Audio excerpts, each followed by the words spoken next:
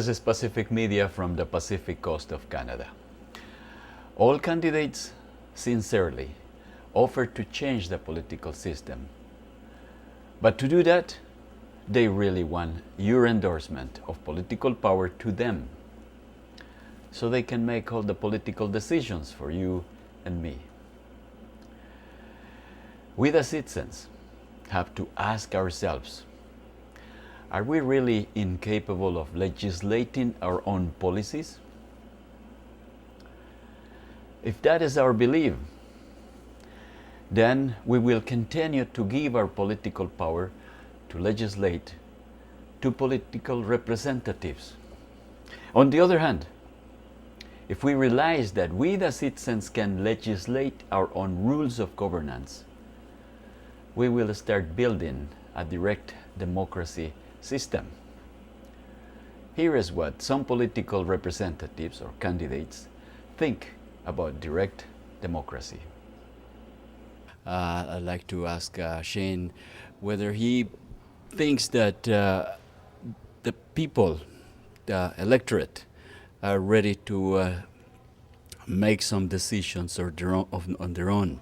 Do you think people are ready for it? Or some people think that people don't really know and it's better to just let you make all the decisions. What do you think? You know, we've had this conversation before on a number of occasions, and I've discussed this matter with constituents. And generally, the sense I get is that most of my constituents prefer a representative democracy. But what they're very clear about is they're looking for more accountability, they're looking for more transparency. They want legitimate engagement where they have an opportunity to engage in a conversation about issues. How do they but engage? At the end of the day, they're looking for me to do my job as their representative, and then they'll hold me accountable. Yeah. How do they engage? You say people want to be engaged more in the decision making. I don't think you said decision making, but I'm just throwing that in. How do you engage people? Well, I think you need to do it a number of ways. One is, I think, as a legislature, we have to do a better job in terms of things like legislative committees. You know, there's no opportunity for the public to talk to the legislature. They don't have that opportunity. It's different federally a little bit, and I think we could make it better provincially, where on substantive issues, you can put those to committees and then invite people to be part of that conversation and part of the record on that. I also think that as an elected person, I have some responsibility to find techniques and ways to engage people who are my constituents. Okay, what are those? Well, I think there's a number. I think some of it's through organizations that are grassroots organizations, citizen-based groups, and For to make instance, sure. what organizations? For example, community associations, residents associations, those kind of groups that are in your community. I think you need to engage them. I think you need to have an opportunity where people feel welcome and are invited to talk to you. I think the use of social media increases the ability, I certainly have noticed that in the last few years, the ability for people to engage me, and I get much more interaction now, whether it's through Facebook, through Twitter, through email correspondence, those things. So I'm hearing more and more from people all the time. We have representative democracy, that's why you want to be a representative. And there is this alternative system which is called direct democracy. And obviously the NDPs in 1996 brought in this recall and referendum. So there is some sympathy for somehow accepting some direct democracy, some referendums, and even some recall. The question that comes to mind is, are people ready to participate? Because I hear from some other candidates that they say, well, people are busy in their own lives and people don't know what as much as the MLAs do. So what do you think? Are Are people ready for direct democracy? I believe people are more than ready to be more engaged than they are now. And I think it's more the political systems and the politicians who have to catch up to the people, and not the people catch up to the politicians. I think the public is more than ready to be engaged. I think we just have to look at more effective ways to engage them. I don't think it's either or.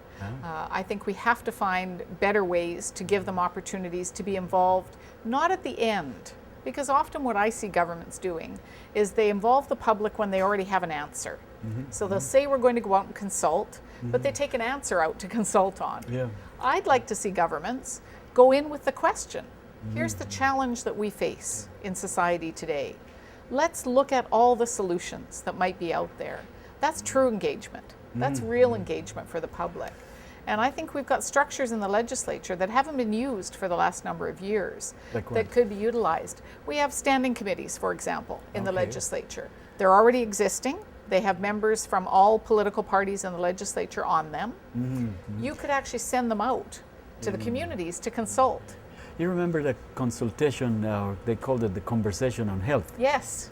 There was a consultation, but what was the end result of that? It was a report that sat on the shelf. Okay, so are we running in the same risk that we say, well, we're going to consult, but then in the end, that's all it is. It's a consultation, but it's not necessarily something that's going to influence the behavior of the government. And that's why you have to change how consultation is viewed. Consultation by governments is often viewed as, I'll tell you what I want you to believe, and then I'll come back and put a report together that shows just that. I think the more important way, true consultation, is done when you go out to the public to say, here's a challenge we have. We need to reduce our healthcare dollars, or we want to look at opportunities to improve healthcare in British Columbia. What ideas do you have? You gather those, you give people an opportunity for a free-range discussion, but then you also commit to go back to them and talk about what you heard. And then talk about how you're going to implement, why you could do things, why you couldn't do other things. That would make the difference, rather than simply going out and gathering people's ideas and putting it in a binder and sitting it on a shelf somewhere. How would you verify that the decision that you're making, you're voting for a new or all legislation, supporting all legislation, how do you verify that in fact that is the will of the majority of people? Well, I don't know that it always is, and I'm not absolutely convinced that my job is to necessarily always reflect the majority. I think it's my job to make decisions that I think are best. I think you don't make decisions that are absolutely inconsistent with a significant amount of your population. But there are times in a democracy when the will of the majority needs to be challenged. And we see that around human rights. We see it around civil rights issues. There are times when that happens. So I think what's important as an elected representative is that when there are challenging decisions, and most decisions aren't all of one view or another, they're divided. And the important thing for me is to be able to go out and understand as best I can those different views and some sense of the magnitude of that support for the different views, and then make the decision and be accountable for it. Well, when you say that the will of the majority can go wrong, sometimes specifically on human rights issues, there is no evidence that, say, the majority of people wanted to oppress certain race or a certain economic social level. Is there any evidence that you can say the majority of the people will not work because here's a precedent? I mean, let's go just 10 years or 15 years in our lifetime, not Second World War and when people were oppressing the Jews in Germany, but in our lifetime here. Is there any evidence that the majority are going wrong? I've heard sometimes capital punishment, but is there some referendum that can prove that the majority are going in the wrong direction? Well, you know, I don't even think you need to go back 15 years. I think you can look at today. And if you look at First Nations, and you look at the role of First Nations, who are a minority in raw numbers, There is a constituency out there that's a significant constituency who are not supportive of the inherent rights that First Nations have, rights that I believe they have. I think it has to be a negotiation, rights that the courts believe they have and have ruled on. But arguably, if you said it is up to the majority, you may well have that majority overruling courts, overruling legislation. But we don't know that. So the question, though, is, and I guess the argument is, should the First Nations even be put in a place where they have to deal with that? And I don't necessarily believe they do. I think their rights are inherent. But if it's sheer and raw numbers, you may well have people saying, well, no, we don't believe that. And at some point, you have to protect the integrity of rights. And I believe that's when it becomes important for political leaders and elected representatives to step up and to take a different view. You can look back, you know, and the history is not that long ago. You can look back through the situation with the blacks in the United States. There's lots of examples where that has occurred. And we should learn from our past, otherwise we might repeat it. Sure, it did occur. Women didn't have the right to vote. Absolutely. Blacks didn't have the right. Chinese didn't have the right There's to vote. There's a long list. There's a lot in the past.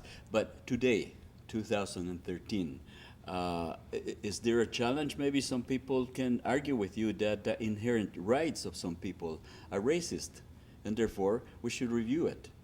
So do people have the right to discuss that? And maybe the majority would have a consensus perhaps different than yours. Oh, they may. And that's why we have some rule of law, and we have the courts. Okay. And the courts are the place where those decisions get resolved around whether those rights are legitimate or not. And the role of the legislatures are to protect the integrity of the courts as well. Okay. And I don't always like what the courts decide, but I respect the need to protect their integrity. It is never the case that democracy is handed to us by our leadership. If the leadership wanted democracy, they would cease to be in power, right? Democracy has always been struggled for. And so to try to set up a system where you don't have to demand it may be missing something about how politics works. Utopia. Well, all I'm saying is we can't say for sure that we can't change their minds until we have exhausted every means and taken time ourselves to put pressure on them. To not do our part to push things in the right direction would be to, I guess, miss the experiment, right? To not experiment with that democratic possibility. So you're advocating for people to participate more often in issues that are important to them and push the politicians to follow what the people's will is. I would say that just generally. It's not a guarantee because, you know, there are people who might disagree with you and me about what should be happening in Syria, and they can push too. That's one of those problems with democracy. We can be wrong. But I think, and this is more than just saying get out and vote. This can include things like demonstrations, sit-ins. This can include the whole range of democratic activity, in my mind.